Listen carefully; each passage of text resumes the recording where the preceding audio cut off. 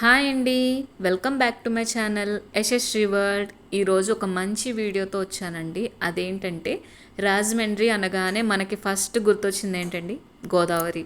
గోదావరి లేనిదే రాజమండ్రి లేదు, రాజమండ్రి లేనిదే గోదావరి లేదు. అంత ఫేమస్ అనమాట. గోదావరిలో ముఖ్యంగా పుష్కర్ ఘాట్ అయితే చాలా ఫేమస్ అండి.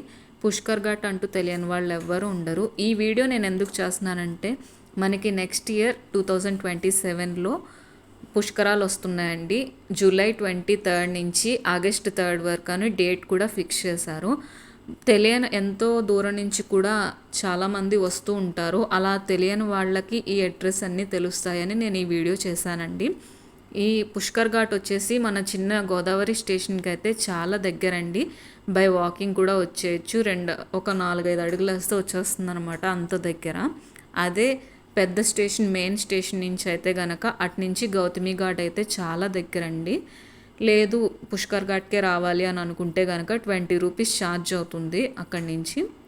చాలా ఫేమస్. పుష్కర్ ఘాట్లోనే స్నానం చేయాలని చాలామంది కూడా అనుకుంటూ ఉంటారు. అంటే మెయిన్ ఘాట్ కాబట్టి చాలామంది ఇక్కడికే వస్తారండి. అందుకనే నేను ఈ వీడియో కూడా చేశాను. ఇదంతా రేవండి.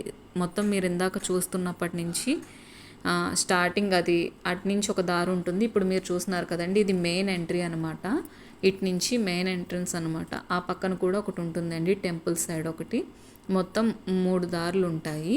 మొత్తం ఘాట్ అయితే చాలా పెద్దదండి. ఈ చివరి నుంచి ఆ చివరికి చాలా పొడవుగా ఉంటుంది. విష్ణుమూర్తి అవతారమైన ఒక నారాయణుడి అవతారం అండి. మన గోదావరి మాత అమ్మవారికి నమస్కారం చేసుకుంటాం. ఎప్పుడు వచ్చినా సరే నేనైతే గోదావరికి అయితే వస్తానండి. ఎందుకంటే మా రాజమండ్రిలో ఉన్న వాళ్ళకి గోదావరి అనేది ఒక ఎమోషన్ అనమాట. ఎన్నో మెమరీస్ ఉంటాయి మా అందరికీ కూడా. చాలా బాగుంటుంది. ఇక్కడైతే నందీశ్వరుడు ఉంటారండి. కార్తీక మాసం వస్తే అసలు ఆయన వదిలిపెట్టరు అనమాట. ఆయన చుట్టూ వెలిగించేస్తాం దీపాలైతే.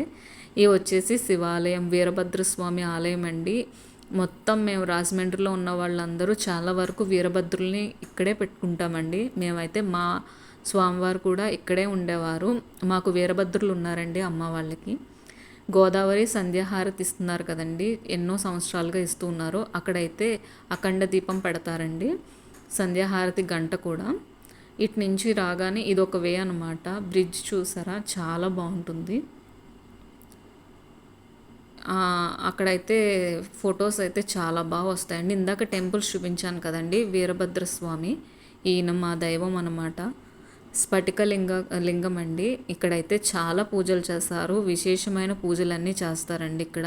గ్రహ దోషాలున్నా ఏమున్నా సరే ఈ పక్కనే ఖాళీ స్థలం ఉంటుంది, ఈ ప్లేస్లో చేస్తారనమాట. అసలు ఇది ఎప్పుడు ఖాళీ ఉండదండి రేవైతే.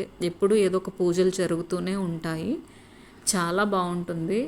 వ్యూ వచ్చేసి, ఈ వ్యూ అయితే ఫేమస్ అండి. మన యూట్యూబ్లో కానీ ఎక్కడ చూసినా సరే ఈ గోదావరి అనగానే ఫస్ట్ వచ్చే మెయిన్ వ్యూ అనమాట ఇదే అనమాట. రామారావు గారి బొమ్మ అయితే 2015లో పుష్కరాలు జరిగాయి కదండి, అప్పుడు కట్టారు ఈ బొమ్మ అయితే. మళ్ళీ ఈ పుష్కరాలకు కూడా కడుతున్నారండి చాలా వరకు. వాష్రూమ్స్, లేడీస్కి డ్రెస్సెస్ చేంజ్ చేసుకోవడానికి రూమ్స్, అన్ని ఫెసిలిటీస్ కూడా ఉంటాయండి. ఇంకా 2027 కాబట్టి అన్నీ ఇంకా చాలా బాగా ఏర్పాటు చేస్తున్నారు. ప్రజెంట్ అయితే మొత్తం మార్పు చేస్తున్నారండి అన్నీ అయితే. ఆ టైంకి ఇంకా చాలా బాగుంటుంది. ఈ వీడియో కనుక మీకు నచ్చినట్టయితే ప్లీజ్ లైక్ చేయండి, షేర్ చేయండి, సబ్స్క్రైబ్ చేసుకోండి. Thank you for watching video. Bye.